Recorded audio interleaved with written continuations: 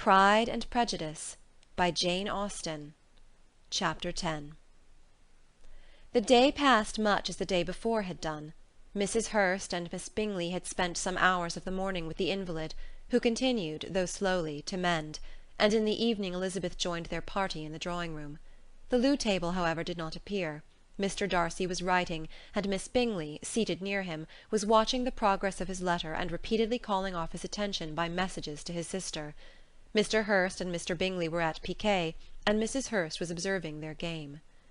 Elizabeth took up some needlework, and was sufficiently amused in attending to what passed between Darcy and his companion.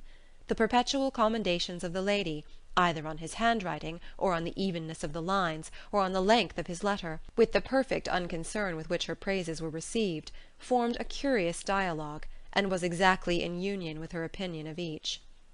"How delighted Miss Darcy will be to receive such a letter!" He made no answer. "You write uncommonly fast." "You are mistaken. I write rather slowly." "How many letters you must have occasion to write in the course of a year! Letters of business, too! How odious I should think them!" "It is fortunate, then, that they fall to my lot instead of yours." "Pray tell your sister that I long to see her." "I have already told her so once, by your desire." "I am afraid you do not like your pen. Let me mend it for you. I mend pens remarkably well." "Thank you, but I always mend my own." "How can you contrive to write so even?" He was silent.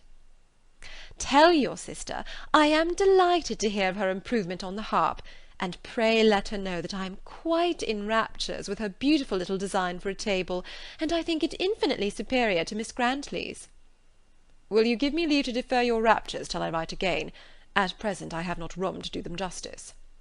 "Oh, it is of no consequence. I shall see her in January. But do you always write such charming long letters to her, Mr. Darcy?" "They are generally long, but whether always charming it is not for me to determine." "It is a rule with me that a person who can write a long letter with ease cannot write ill." "That will not do for a compliment to Darcy, Caroline," cried her brother, "because he does not write with ease. He studies too much for words of 4 syllables. Do not you, Darcy?" "My style of writing is very different from yours." "Oh!" cried Miss Bingley. "Charles writes in the most careless way imaginable. He leaves out half his words and blots the rest." "My ideas flow so rapidly that I have not time to express them, by which means my letters sometimes convey no ideas at all to my correspondents." "Your humility, Mr. Bingley," said Elizabeth, "must disarm reproof."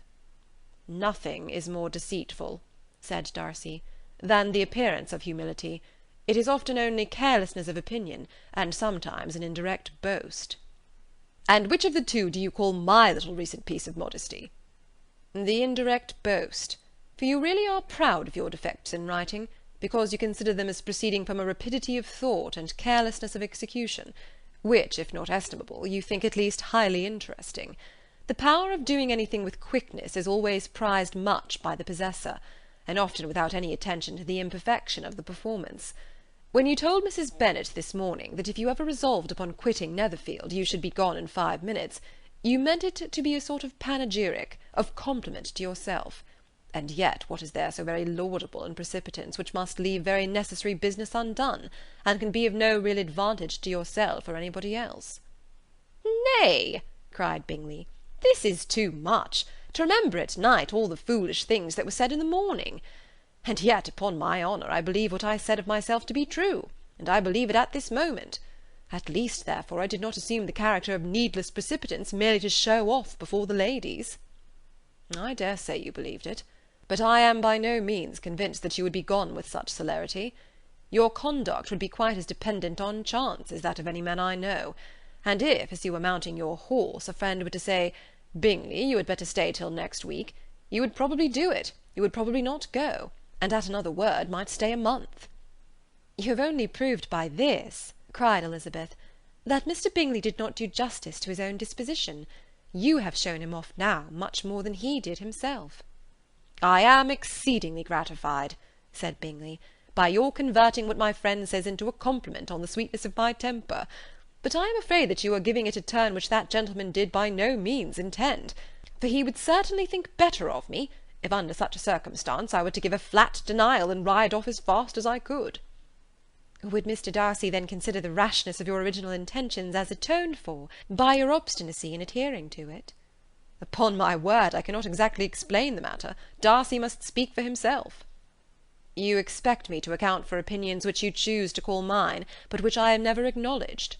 Allowing the case, however, to stand according to your representation, you must remember, Miss Bennet, that the friend who is supposed to desire his return to the house, and the delay of his plan, has merely desired it, asked it without offering one argument in favour of its propriety." "To yield readily, easily, to the persuasion of a friend is no merit with you." "To yield without conviction is no compliment to the understanding of either." "You appear to me, Mr. Darcy, to allow nothing for the influence of friendship and affection. A regard for the requester would often make one readily yield to a request, without waiting for arguments to reason one into it. I am not particularly speaking of such a case as you have supposed about Mr. Bingley. We may as well wait, perhaps, till the circumstance occurs, before we discuss the discretion of his behaviour thereupon. But in general and ordinary cases between friend and friend, where one of them is desired by the other to change a resolution of no very great moment, should you think ill of that person for complying with a desire, without waiting to be argued into it?" "Will it not be advisable, before we proceed on this subject, to arrange with rather more precision the degree of importance which is to pertain to this request, as well as the degree of intimacy subsisting between the parties?" "By all means," cried Bingley. "Let us hear the particulars, not forgetting their comparative height and size, for that will have more weight in the argument, Miss Bennet, than you may be aware of. I assure you that if Darcy were not such a great tall fellow in comparison with myself, I should not pay him half so much deference. I declare I do not know a more awful object than Darcy on particular occasions and in particular places, at his own house especially, and of a Sunday evening, when he has nothing to do." Mr. Darcy smiled, but Elizabeth thought she could perceive that he was rather offended, and therefore checked her laugh. Miss Bingley warmly resented the indignity he had received, in an expostulation with her brother for talking such nonsense. "I see your design, Bingley," said his friend. "You dislike an argument, and want to silence this." "Perhaps I do. Arguments are too much like disputes.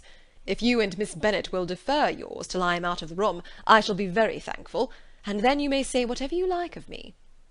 "What you ask," said Elizabeth, "is no sacrifice on my side, and Mr. Darcy had much better finish his letter."